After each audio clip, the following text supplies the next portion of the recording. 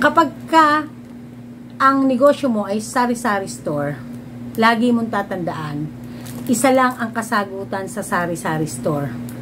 Pag maganda ang location mo, kahit tumumal, mabenta ka. Hindi ka basta mawawala. Kumbaga ba sa classic music, magkaroon man ng mga uso, buhay ka pa din, handyang ka pa din. Hindi man ikaw yung pinaka-top, hindi man ikaw yung pinakamalakas, pero hindi ka mawawala kasi you are classic, no? 'Yun ang pagdating sa sari-sari store. Kaya laging sinasabi na bago mo pasukin ang negosyong sari-sari store o kahit anuman pang negosyo, good location. Location ang una mong i-consider. Why? Regardless pa kung ano ang business mo, good location. Hindi sagot ang salitang matao para masabing good location. Kasi, depende yan sa negosyong gagawin mo. Dahil ang una mong laging tatargetin, location. And then, mostly, sa good location mo, yung target market mo kagad ang idedepende mo. Ano ang good location? Ano ang ititinda mo? Sino ang mga target market mo? No? Sa sari-sari store, kapag nasa magandang location ka at kahit magkaroon ka ng mga kalaban sa negosyo, as long as ang iyong negosyo, ang iyong binebenta ay may target market na 0 until death do us part. Yan yung tawag ko dyan no? Yung tinatawag na 0 until death do us part ang covered o ang sakop ng target market. Ibig sabihin, from infant, from binagbubuntis pa lang ng nanay, hanggang sa maipanganak, hanggang sa tumanda, hanggang sa bago mamatay. Target market mo ang mga ganong klaseng tao. Why? Unang-una kasi, pinagbubuntis pa lang ng nanay, si nanay, bumibili na sa'yo.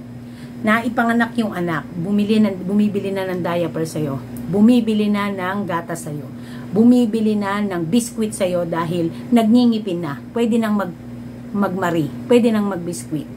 Nagiging toddler, lumalaki, bumibili ng candy sa'yo. Hanggang sa nag-aaral na, bumibili ng pambaon sa'yo. Hanggang sa naging college na, mga school supplies habang nag-aaral, bumibili sa'yo. Hanggang sa nagiging teenager na, naghahanap na ng mga bagay na pang teenager, bumibili sa'yo. Hanggang sa magpapamilya na yon, magkakaanak, bumibili sa iyo. Hanggang sa mamamatay na lang, nakaburol na lang, bibili pa rin sa iyo ng coffee cup, bibili pa rin sa iyo ng cups, ng mga paper plates, ng pansopas, no? Panghanda sa patay. Bibili pa ng mga rekado sa iyo, bibili ng baraha sa iyo, bibili ng mga soft drinks, ng alak, kahit ano man pa ang stage ng tao. Yon ang target market mo. Ano man ang age nila, ano man chapter na ng buhay nila, as long as nandito pa sila nananatili sa area mo, target market mo sila. Yon ang edge ng sari-sari store sa ibang mga negosyo. No? Kaya, sa ating mga sari-sari store, ang kagandahan na pag bumibili tayo ng maraming stock sa mga fast-moving products, we can never go wrong with the fast-moving products. Kaya, okay lang na labasan natin ang pera, puhunanan natin. But, there is objection of the rules. Ano yon? So, kapag ka, alam mo na nakakaranas ng pagtumal, doon ka maghinay-hinay. Doon ka maghinay-hinay. Pag alam mo, top priority pa rin ng mga customers, doon ka mag-stock. But again and again, you can never go wrong with the fast-moving products, especially basic needs, basic necessities. Ibig sabihin, pagkain yan. Ibig sabihin, tungkol sa edukasyon yan. Ibig sabihin, tungkol sa comfort yan. So, nahandyaan na magpo-focus ka na ang sabon hindi mawawala sa demand ng tao. Ang bigas hindi mawawala sa demand ng tao.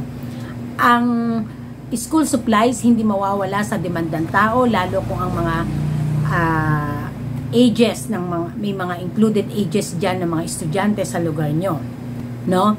So kaya nga tayo laging merong tinatawag na trial and error stage. Kasi diyan malalaman natin kung ano ang mga gusto ng ating customer, kung meron silang pine-prefer na brand na kahit napakaraming tatak ng corned beef, napakaraming title ng corned beef, ano ang mas pinakamabiling brand ang tinatangkilik nila. Ang hindi basta-basta ka masisiro within a week or within the day na sales. Hindi lahat ng advices na nababasa nyo na negosyo tips, negosyo advices applicable sa ating mga sari-sari store owners o sa mga magbabalak pa lang na maging sari-sari store owners. Because ang negosyo, magkakaroon ka lang ng advices dyan kapag ka pinaliliwanag mo kung ano ang niche ng negosyo. So, ang kagandahan sa ating negosyo, when it comes doon sa iaano natin yan, i-compare natin yan sa ibang mga negosyo. Halimbawa, retailing din, pero ibang klase. Halimbawa, bicycle parts, no? Motor parts, no? Retailing din. Ang kagandahan niyan, medyo a little bit strike anywhere tayo. What in a way na makaka-relate tayo sa mga kapwa negosyante natin na retailer or kahit hindi man retailer sa maraming bagay. Unang-una, kapag ka naglo-loan tayo. Dahil ang isang negosyante, hindi minsan, mas madalas, hindi maiiwasan na magkaroon ng loan or term, no? So, pangalawa, yung customer service.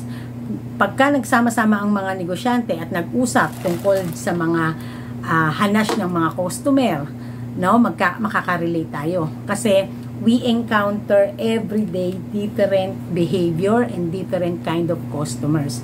So, pag nagkasama-sama tayong mga negosyante at napag-usapan natin ang ating mga sablay na customers, we could relate to each other, no? Even mga good customers na pag-uusapan natin, we could relate. Parang ganito lang yan. Girls, kapag ang mga girls nagkasama-sama at nagkwentuhan sila tungkol sa relasyon, 'di ba? Nakaka-relate sila sa isa't isa lalo kung same na na-experience at naranasan. So as well as sa sari-sari store, kapag ka nakasama natin ang iba't ibang klase ng negosyante na hindi katulad ng negosyo natin, meron tayong mga mare-relate sa kanila ng mga pangyayari or mga events sa buhay pagnenegosyo nila. But when it comes to sales, magkaiba. Kasi dito ikababagsak mo ang pagsasari-sari store pag wrong management ka, wrong allocation of budget, and also kakompetensya. Pag nalamon ka ng mga kakompetensya. And then, ikaw wala ka pang ginagawa na paraan to survive. No? Doon sa trial and error stage mo, naaral mo na you can never go wrong with the fast-moving products. Yan ay laging meant sa mga basic needs. So, kaya nga gusto ko talaga, pag pumapasok ako sa sales, gusto ko basic needs. Kasi mas madaling ibenta. Kasi pangangailangan eh. Ang challenge sa akin dati, lalo na sa sales, bilang naging sales agent din before, ang challenge sa akin is paano mabenta ang bagay na hindi naman basic needs. At sino ang target market ko. So, yun lagi ang importante dyan. Kaya, pag nag-put up tayo ng negosyo, ang una lagi nating ang una natin laging kinoconsider yung location. Dahil dun sa location, dun natin malalaman din in the near future kung meron tayong kapasidad to expand. No? And then, kapag ka ganon, masasabi ko talaga na iba ang journey ng sari-sari store sa napakaraming klase ng negosyo dyan na hindi naman sari-sari store or hindi ganitong mga PMF CG products o yung fast-moving consumer goods na tinatawag. No? Ito yung tayo kasi yun yung mga sari-sari store. Tayo yung mga nagkikerry ng mga produktong PMFCG. Fast-moving consumer goods. Ibig sabihin, ito talaga yung laging binibili ng mga tao. Ito yung basic needs in everyday living, no, in daily basis. Kaya, imposible kang masiro dito. May mga negosyo na zero sales talaga in a day. Maniwala kayo. May mga negosyong ganyan na walang benta, walang sales, literal. Pero, sa tindahan, sa sari-sari store, hindi ka dyan masisiro. Never. Maaaring tutumal ka, pero hindi ka masisiro. So, saan ka magpo-focus? 'Di ba?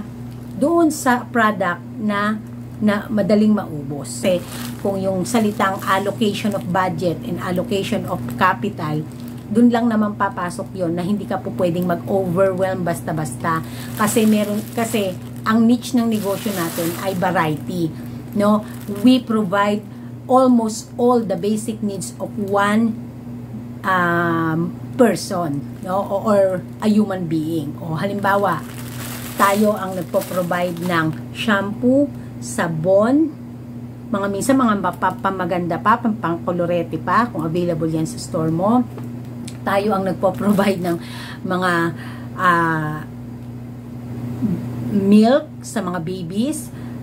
Tayo din ang nagpo-provide ng for education, yung mga school supplies.